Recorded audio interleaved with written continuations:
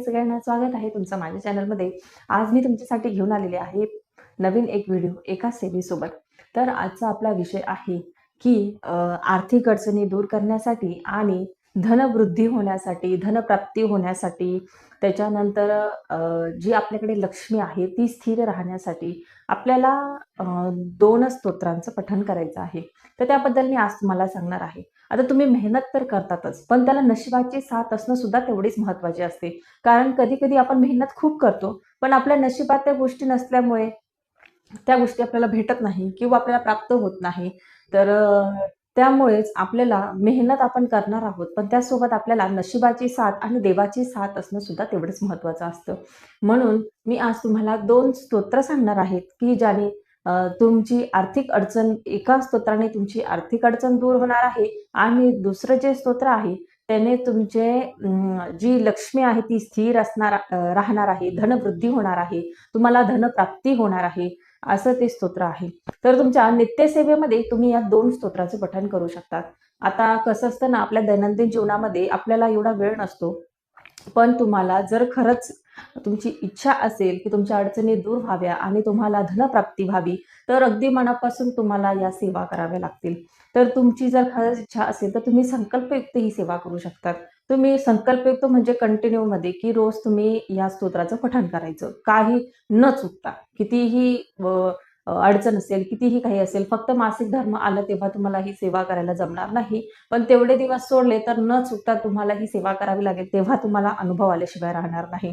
तर सेवा अशी आहे, की या पूर्ण जगामध्ये म्हणा किंवा ब्रह्मांडामध्ये म्हणा लक्ष्मी प्राप्तीसाठी आणि राहिलेली लक्ष्मी स्थिर राहण्यासाठी तर भगवान विष्णू आणि माता लक्ष्मी हे दोघंच असे आहेत, की आपल्या घरात जी लक्ष्मी येते ती यांच्यामुळेच येते. त्याच्यामुळे आपल्याला या दोघांची सेवा करायची आहे. आता ती कशी? तर पहिलं आहे भगवान विष्णूंची अतिशय प्रभावशाली सेवा ती म्हणजे विष्णू सहस्त्रनाम. तर विष्णू सहस्त्रनाम जे आहे याने आपली जी आर्थिक अडचण आहे ती दूर होत असते. त्याच्यानंतर आपल्याला धनवृद्धी सुद्धा होत असते.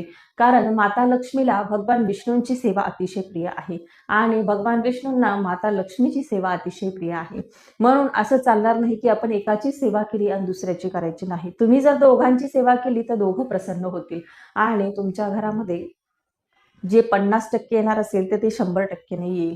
म्हणून सगळ्यात पहिलं आहे विष्णू सहस्त्रनाम, ज्यामध्ये भगवान विष्णूंची 1000 नावं आहेत.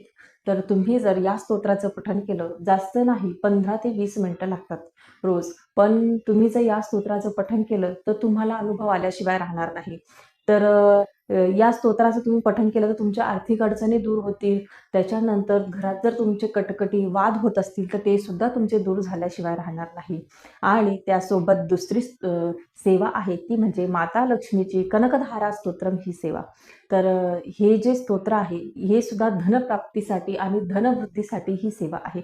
तर ही सेवा जर तुम्ही केली, पहिले विष्णू सहस्त्रनाम पठण करायचं आणि त्याच्यानंतर कनकधारा स्तोत्रम तुम्ही पठण करू शकतात. नित्य सेवेमध्ये तुम्ही समावेश करू शकता.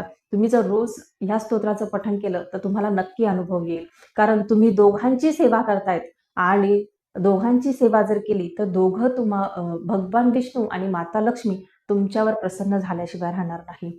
तुम्ही रोज तुमच्या नित्यसेवेमध्ये त्याचा समावेश करा आणि नक्की अनुभव घ्या. तुम्हाला नक्की अनुभव येईल.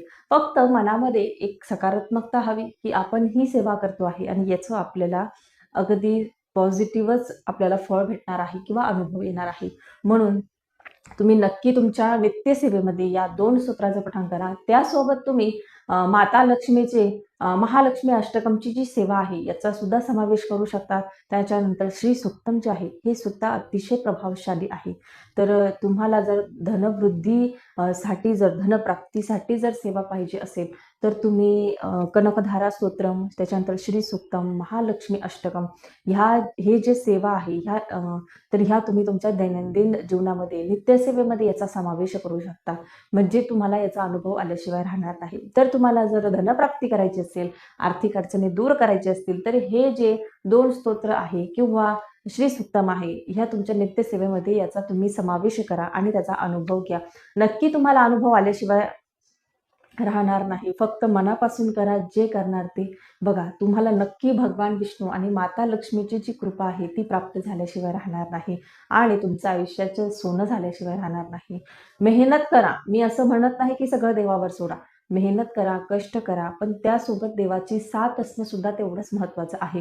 तर नक्की या सेवा करायला विसरू नका. या सेवेचा नित्य सेवेमध्ये समावेश करायला विसरू नका. म्हणजे तुमच्या घरात माता लक्ष्मी आणि भगवान विष्णूंची जी कृपा आहे ती अगदी जास्त पटीने राहील. तर व्हिडिओ जर आवडला असेल तर व्हिडिओला लाईक करा, शेअर करा आणि फॉलो करायला विसरू नका. सबस्क्राईब करायला विसरू नका. भेटूया पुढच्या व्हिडिओमध्ये. श्री स्वामी समर्थ. जय जय स्वामी.